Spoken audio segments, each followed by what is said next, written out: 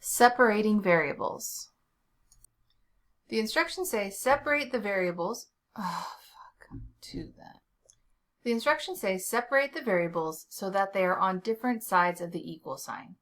So the point of these examples is just to practice the algebra needed to collect all the x-related functions on one side of the equation and all of the y-related functions on the other side of the equation through multiplication and division. So here I have cosine y over x squared plus e to the x plus 3y.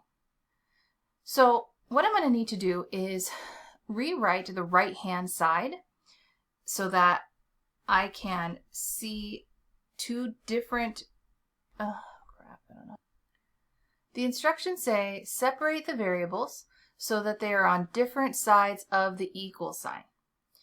So the idea behind all of the problems in this video are going to be to practice the algebra needed to rewrite the equation so all of the functions involving x are on one side of the equal sign and the functions involving y are on the other side of the equal sign. So on this example, let's go ahead and see what we have going on. We have cosine of y over x squared equals e to the x plus 3y. So that x plus 3y is all in the exponent of e. So what we're going to start doing is rewriting this right-hand side. So I'm going to rewrite it as e to the x times e to the 3y.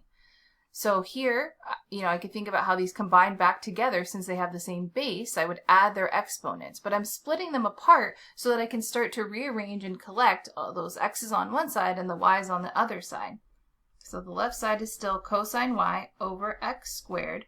So let's go ahead and do this in two steps. So I'm going to multiply the x squared to both sides. So I'm going to multiply both sides by x squared. So now I have cosine y is equal to e to the x times e to the 3y times x squared. So I've started collecting my x variable pieces on the right. So I'm going to want to collect my y variable pieces on the left. So now I'm going to divide both sides by e to the 3y.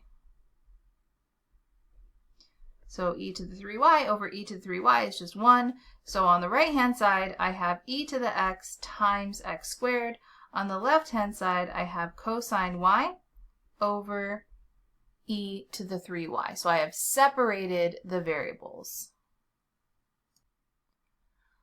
Same set of instructions here. So now I have y squared over t is equal to 5/2 minus y over 20. So I want to separate and get all of the y's on one side and the t's on the other side. But we want to do this through multiplication and division. So notice I don't want to just start maybe adding y over 20 to the other side. So in fact, what I want to do on the right-hand side is combine these two quotients together with common denominators. So on the left, I'm going to leave for now y squared over t. And on the right side, I'm going to multiply the top and bottom of this first term by 10 so that I would have a common denominator of 20. So basically, it's going to become 50 over 20 so that I can have 50 minus y in the numerator all over 20 in the denominator. So I'm creating one quotient on the left and one quotient on the right so that I can now start to multiply and divide things to the other side to collect those same variables on each side. So I will go ahead and again do this in two steps just to see things clearly. I'm going to multiply t to both sides.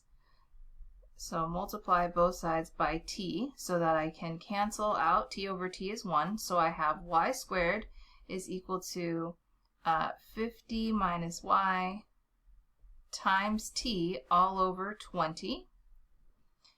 And then I'm going to divide by the quantity 50 minus y on both sides. So I'm going to divide by 50 minus y, 50 minus y. So the quantity 50 minus y over 50 minus y cancels and becomes 1. So I end up with y squared over 50 minus y is equal to just t in the numerator over 20 in the denominator. And in this example, we have y over x is equal to x cubed y minus 2x cubed minus 4y plus 8. So I have x's and y's on both sides of the equation.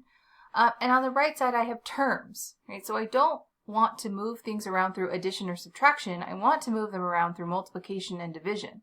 And so what I'm going to need to do on the right-hand side is I'm going to need to factor to turn that into a product on the right-hand side. And the factoring technique I'm going to use is factor by grouping.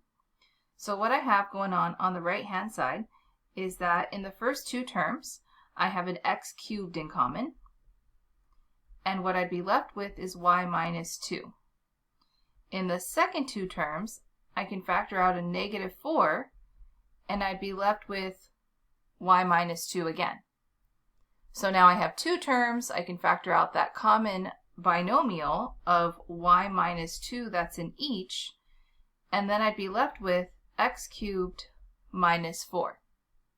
So in that factoring process, I now have two factors, one that involves y and one that involves x, which is going to be nice to separate the variables. So I still have that this equals y over x. So let's go ahead and do this in one step now. So I have this y in the numerator. I'm going to divide the y minus 2 so that it's in the denominator underneath the y. And then I'm going to multiply the x to the other side. So that's going to equal x times the quantity x cubed minus 4. And I can distribute this out on the right if I want. So x to the 4th minus 4x is equal to y over y minus 2.